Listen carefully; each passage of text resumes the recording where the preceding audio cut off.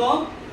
மனுஷன் அப்பத்தினாலே மாத்திரமல்ல, தேவனுடைய வாயிலிருந்து புறப்படுகிற ஒவ்வொரு வார்த்தையினாலும் பிழைப்பான்.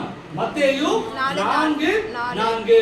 அப்புறம் இன்னொரு வசனம் சொல்றேன், சகலமும் நல்லொழுக்கமாயும் கிரமமாயும் செய்யப்பட கடவுது. 1 கொரிந்தியர் 14:40. சொல்லுங்க. சகலமும் நல்லொழுக்கமாயும் கிரமமாயும்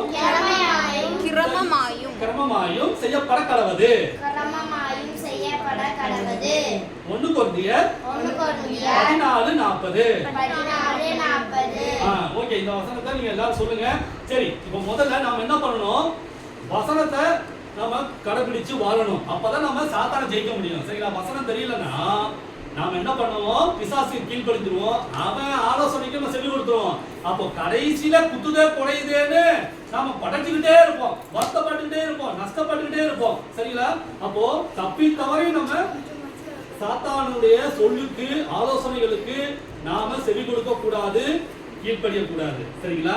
அப்போ நல்லது எது கெட்டது எது நமக்கு கண்டிப்பா தெரியணும். சரிங்களா? அப்போ கெட்டது பின்னால நம்ம போக கூடாது, நல்லது பின்னாலதான் போகணும், நல்லதுதான் செய்யணும்.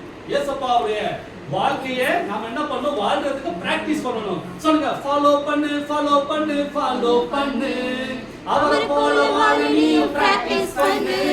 துன்பாலே